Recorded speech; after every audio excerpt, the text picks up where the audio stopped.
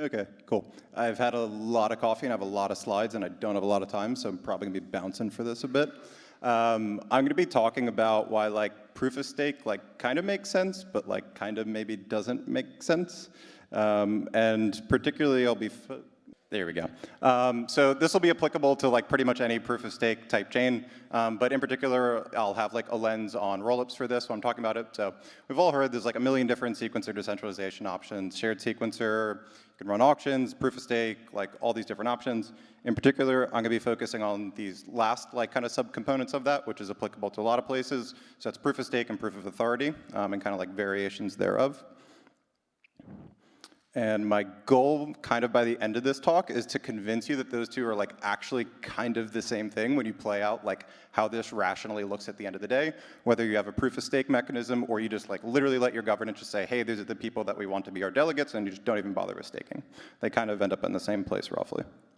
So starting from really basics, what is proof of stake for?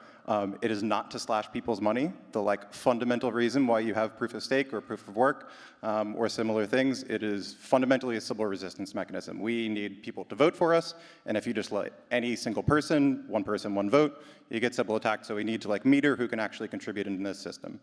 So the simple way to do that, generally in any permissionless protocol, is you tie it to some kind of real economic resource. So proof of stake, you put up stake. Proof of work, you prove that you burned energy, so you've submitted some real cost. The other way around this is also you could just have basically like a permission setting, noting that the difference between permissioned and permissionless is like actually kind of subjective and like how people define it. But you could just basically have some form of trusted setup where we say like, hey, these are the people who are voting for us. We know who they are. We trust who they are. So looking at proof of stake, how does it play out when you like actually look at what happens and where the incentives go? So simple, delegated proof of stake.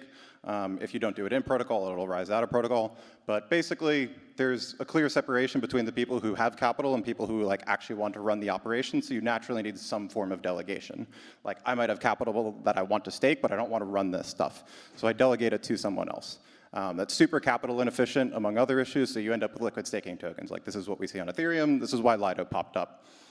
So this helps provide people liquidity, do the out-of-protocol delegation for them, hands people back like, okay, I don't want to stake, so I get my stETH token, and like someone else, they go figure it out, like how to manage that for me. One of the problems with liquid staking that like people talk a lot now about is this like kind of inherent principal agent problem between someone like Lido and someone like Ethereum or any other protocol, is Lido may have like a profit incentive that is not aligned with like my values and my governance of my chain. So this is why something like dual governance is like pretty much necessary in my mind for like any kind of liquid staking to be viable in the long term. So like some way for that protocol to align itself with like the underlying protocol. So in the case of like Lido, what they're talking about is like, okay, what if we get, instead of just letting, LDO tokens decide everything, we give stETH holders veto rights who are like presumably a subset of like this Ethereum consensus that are aligned and will have like a different motive than necessarily the profit-seeking LDO holders, which is helpful. So then I'll get to the next thing. So proof of authority kind of like is like this like dirty word that like whenever I try to like say this, the reaction is generally, oh, it's super centralized, it's gonna be way less secure, like this doesn't work. I'm gonna try to convince you by the end of this that I think like variation of this can be more secure and more decentralized than a proof of stake mechanism, like very clearly. So proof of authority, I think that's a reasonable term when you're talking about like a truly like private permission type blockchain, potentially even like an RWA one where like Circle has like real control over this thing. Proof of governance, I'm saying that like there's a clear and credible governance mechanism in place to choose these delegates. So it's like actually a bit reminiscent of the way that like Mustafa has described the difference between sovereign rollups and smart contract rollups. It may be more of like a social distinction more than like a very concrete technical one, but I do think it is important. So simple example would be like look at rollups. Like they'll presumably, taking the simple case, like you have a smart contract bridge on Ethereum that has like very powerful governance for this rollup. And for something like Arbitrum, you already even see the initial form of this today where like you can force inclusion of a transaction through the L1 and they could forcibly remove the sequencer if they should so choose. And similarly, they could just choose like, hey, here are the 10 delegates that we want to be our sequencer instead of the 1. So now I'll start to go through like concretely like what are the differences between all of them. So one is permissionlessness. So this is part of why like I'm targeting this specifically at rollups. Like I would say off the bat, this is obviously not an Ethereum like an Ethereum type option. And it should be very obvious why. Like Ethereum does not want to be like actively saying like, hey, here are the 30 people that like we trust to do this for us. You want to let validator number 1 million join the validator set and like be non-opinionated about that, which I think is like very different from rollups. And that's the point here is like, that sounds like a downside, but I don't think that rollups are optimizing for the same thing that their base layers are optimizing for. Like, they're already paying the base layer for that decentralized consensus in the first place. Like, and that is why they're not going to, even from an economic perspective, it's not even going to make sense for them to have validator number 1 million, and no one's going to want to do that, and it doesn't add anything really. Like, it's particularly for that kind of doomsday scenario that they're already paying the L1 for. And in addition, like kind of going back to like Patty's talk before, it's actually like very helpful in many cases to have permissioning, because like you want them to do things like enforce certain transaction ordering.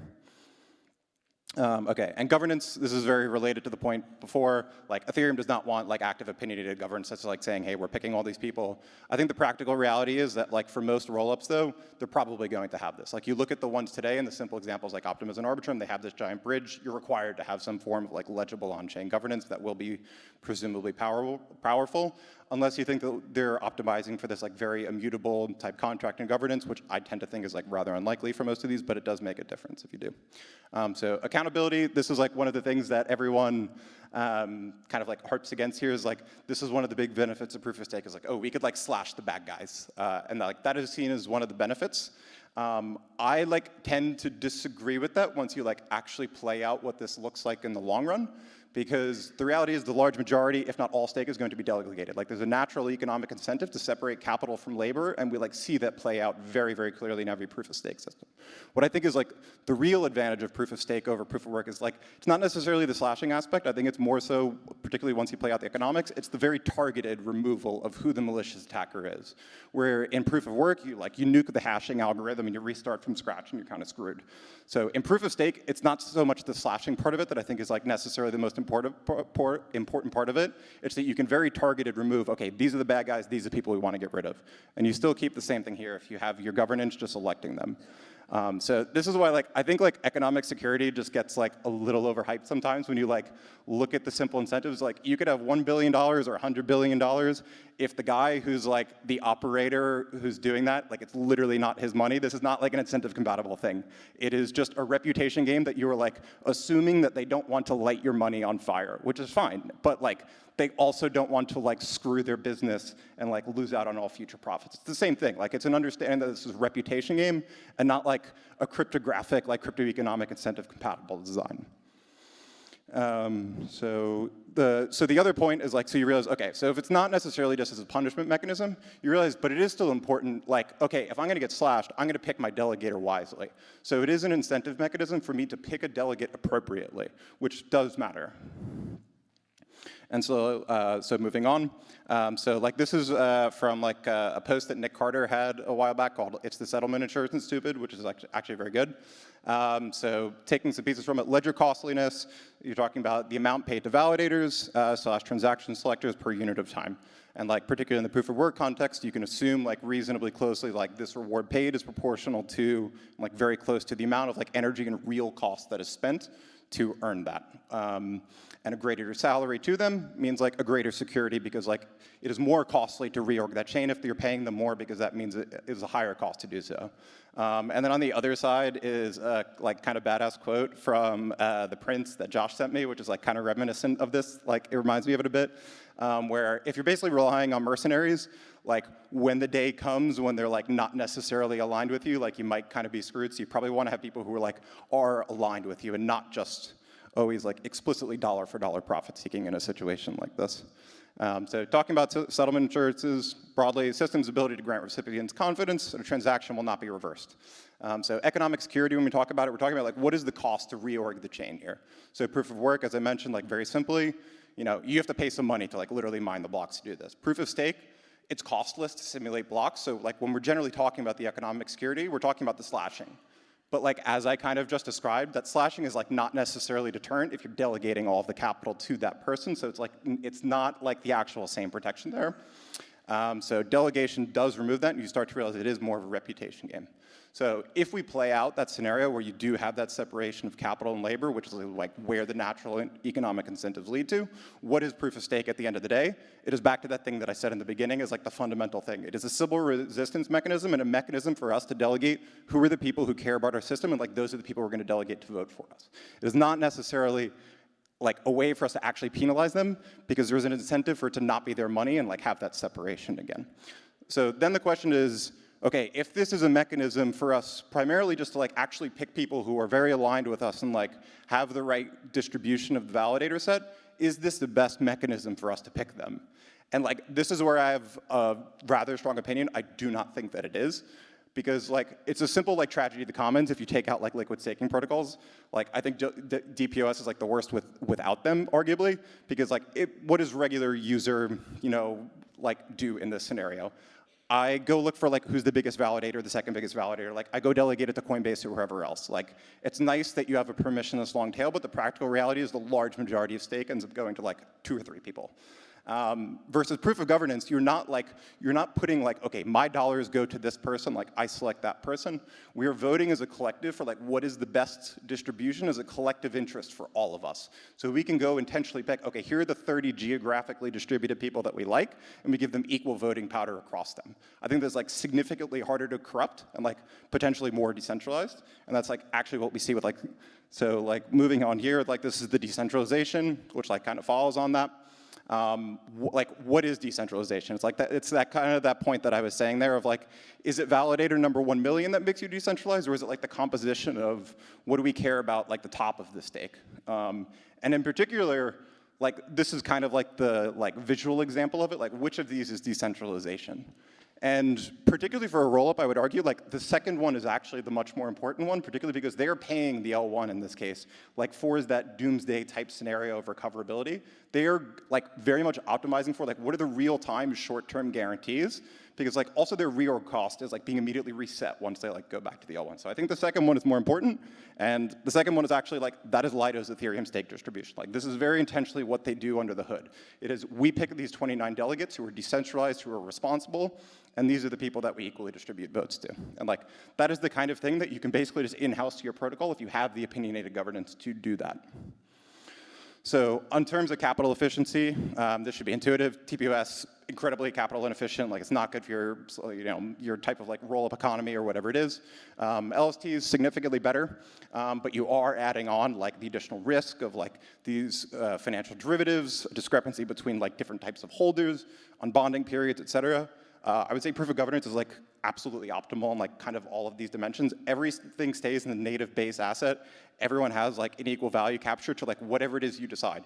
You want to burn it, go ahead. Like you want to send money to your treasury to allocate it based on whatever your subjective governance process is, go ahead. And like you just have this explicit agreement, like the validators get paid X / your sequencers. And so like this is what it comes down to, is like the alignment that I was like kind of touching out with the dual governance before. So like this is a section taken out of like Danny Ryan, his like very popular post on like the risks of LSD, where he's talking about, okay, like Lido's doing this dual governance thing, which is supposed to like, okay, that'll mitigate the principal agent problem. But he's saying like, okay, but stETH holders and ETH users, like that's not the same thing. It is still like a significantly lesser alignment. And then Hasu had a post after that pointing out, which I agree with, is like this is not just like a Lido / liquid staking thing. This is just like an inherent problem with proof of stake.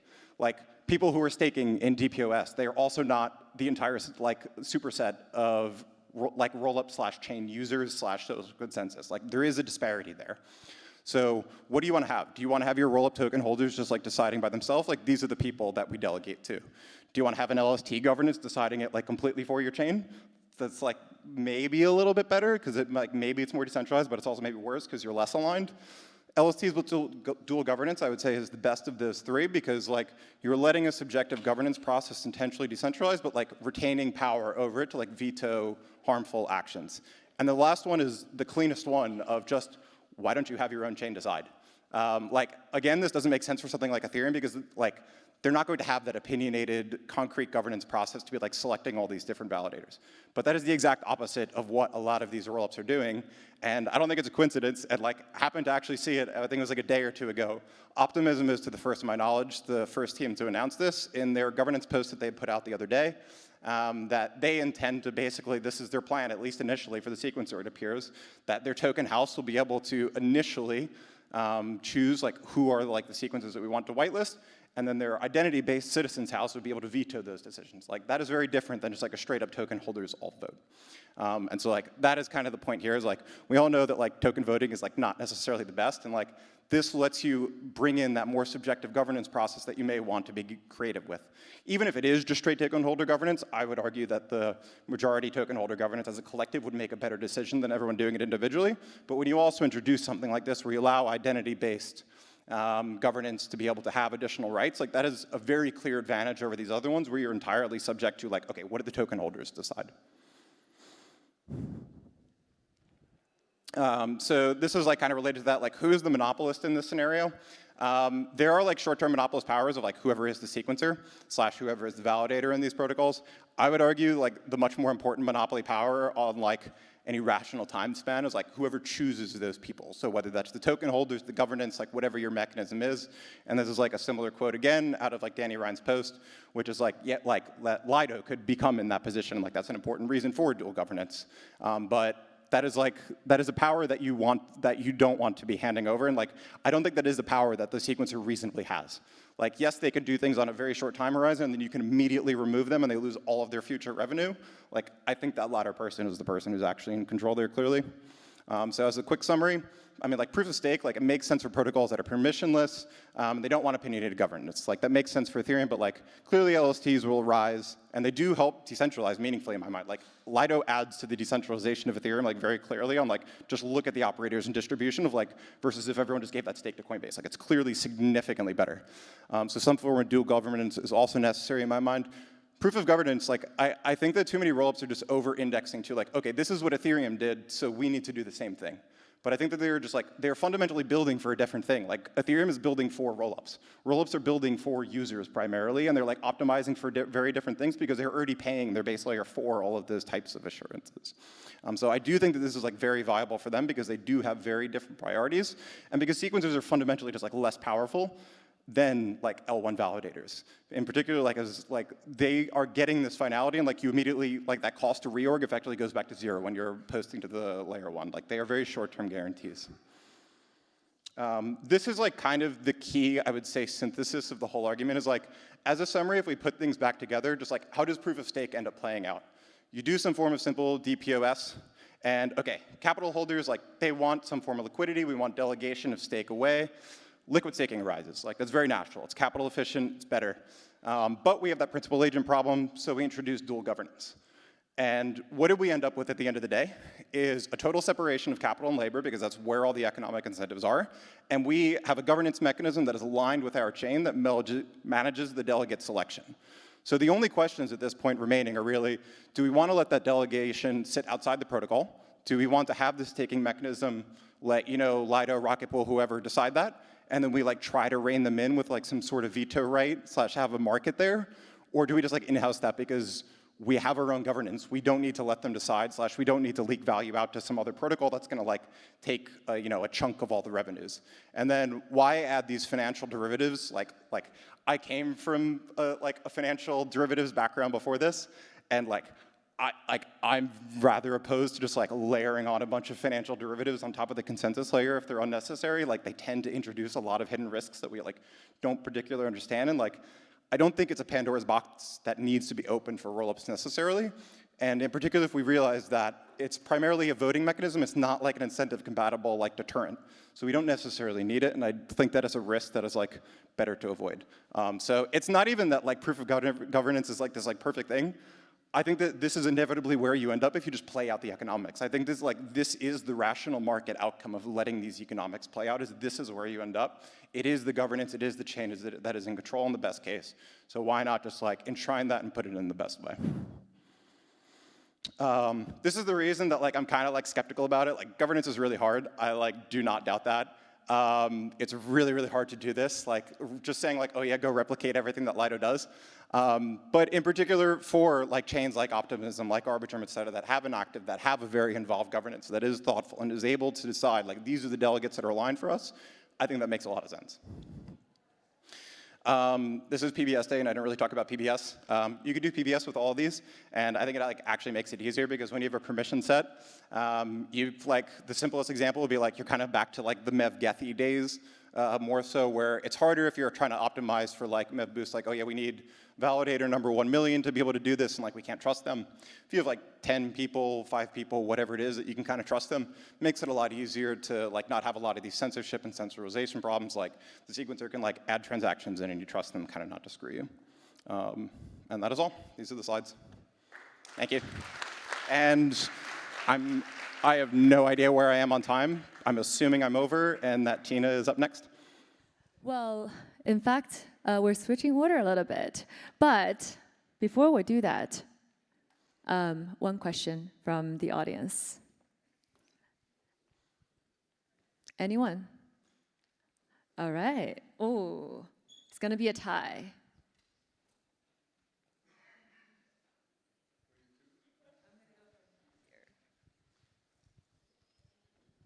Hi, really enjoyed that, thank you. And it's in line with,